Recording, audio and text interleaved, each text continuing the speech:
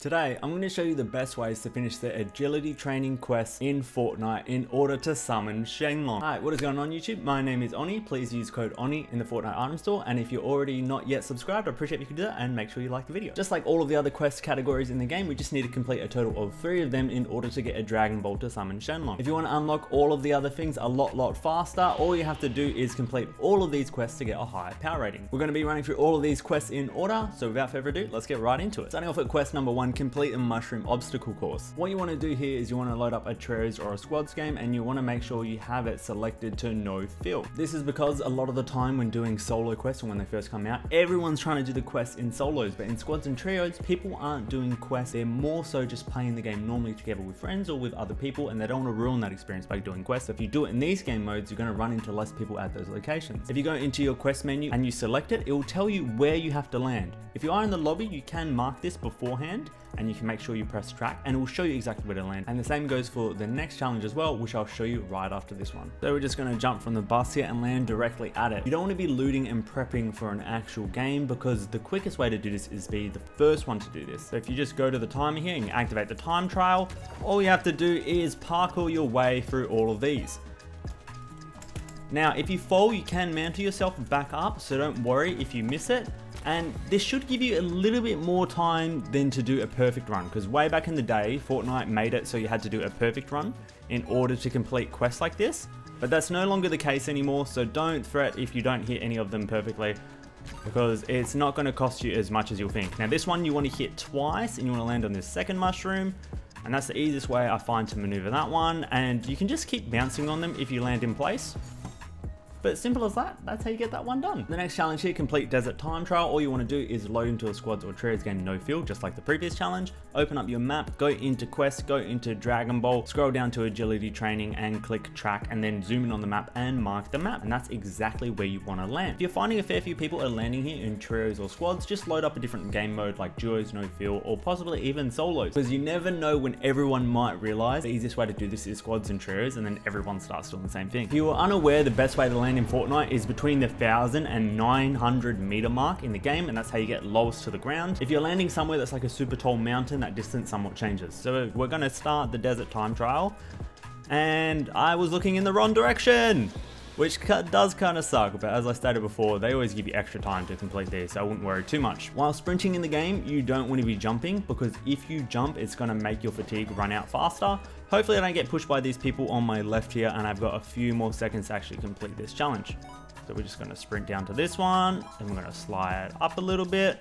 I keep accidentally jumping, because that's very much so just like muscle memory on how I play the game. You see someone else is here to do it as well. So this is always the wave, you know? And simple as that, I've completed the time trial in the game. Next challenge is deal damage to opponents while sliding. Now I am going to be running this in a solo, because this might take a little while to find people to do damage to, or to find wolves to do damage to. As if you've watched the previous video, you'll note that doing damage to wolves counts as doing damage to opponents in the game, but NPCs and boars do not count. And if you're struggling to find people to do damage to, if the whole squad rolls up on you, it's pretty much game over. So that's why we're doing it in solos. You can do this in zero build mode or build mode. I just prefer build mode. So just like in yesterday's video, we're going to be loading up our drop maps here and seeing the best locations on where to find wolves. And it seems like for the most part, landing here in between Tilted and the gas station, or landing here next to where the Bugle used to be, aka where Lazy Lagoon now is probably the best spot. So we're just going to land here in the game, and we're going to try and find these 3 wolves and then rotate to these ones. And you should be able to get this done by killing 1 wolf, because each wolf has 250 HP. So we're just going to loot up like normally for these damage challenges, because you never know when someone's going to roll up on you. Do note, you can also damage actual players in the game and eliminate them in order to complete this, not just wolves. Now the main reason I actually recommend playing build mode in the game, even if your builds aren't perfect, you can build a wall, and then rather than editing or shooting or whatever, you've got cover, and when you see the right moment, then all you have to do is sprint and slide, and then just track your enemy and shoot them. So if someone's coming across you or whatever, you see someone out in the open and you're kind of worried about hitting that slide shot, just build for a second so you can get yourself ready, and then get your slide prepared, and then when you go around a corner, you can hurt someone. Now if you struggle with mantling or sliding or sprinting in the game, which all are required for all of these challenges today, best to check out my old movement guide video, which shows you the best ways to master and learn movement. So I don't have the most perfect loadout in the world, but this should be enough enough to get me by. Remember, the spawn rate of wolves is completely random, so if you don't run into one, that's just bad luck. If you find a vehicle or grappler in the game, or even a flying nimbus, it can be the best way to track down these wolves. So I'm just going to be driving around the spawn areas of wolves. Now, if they don't spawn, I'm just going to go to another spawn area and fingers crossed they're in there. Here we go. We've come across our first wolf today. So this is about weapon of preference. I reckon SMG is probably the easiest way to do it. Just start sliding, and then you should be able to do it in one clip.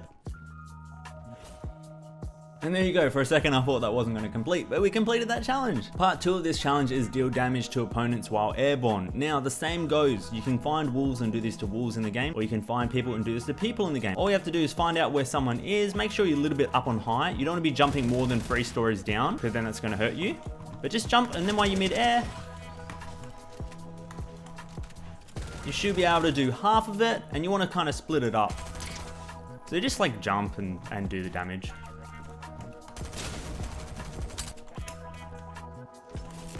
There you go, simple as that. Challenge done.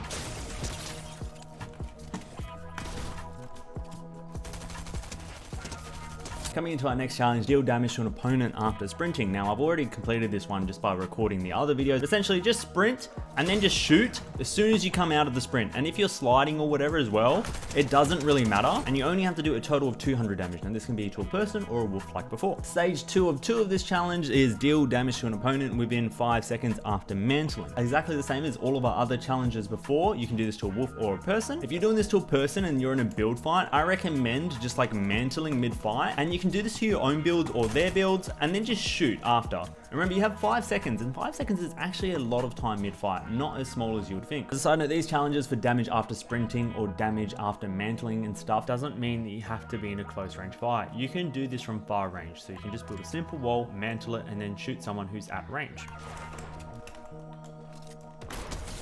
Just like that, but I already completed this earlier on. The last one for this challenge requires you to find a 0-point fish. So if you open up your drop maps, which will be linked in the description, and you toggle on a cooler, these are where you can find fishes in the game very, very easily. Now this is not 100% spawn rate for getting a fish in the game, but it is, in my personal opinion, one of the easiest ways to get fishes in the game other than fishing. So we're going to rotate to this little cooler here.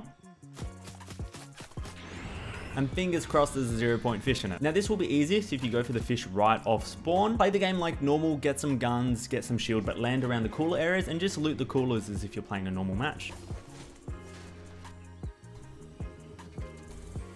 Well, I might be able to get one from a fishing hole here. This one's one of the harder ones because it's got a smaller time constraint on it, but after you eat a 0-point fish, it will allow you to dash. What you have to do is you have to do damage within 3 seconds of dashing in the game. So I'm just going to eat one here, and then I should be able to do damage to this person in the air. Real nice and simple there. Now you have to do this 2 times.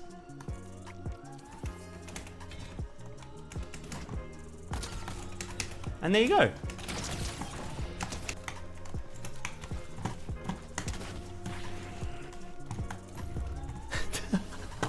That's how you complete all of the agility training quests. You should be able to get the first emote out of all of the emotes. Hopefully this video has helped you out in one form or another. If it has, make sure you leave it with a like rating and subscribe down below. I'm going to be showing you how to complete all of the quests during this Dragon Ball collab. My name is Onyi. Please use my code in the Fortnite item store, and I'll catch all you guys in the next video.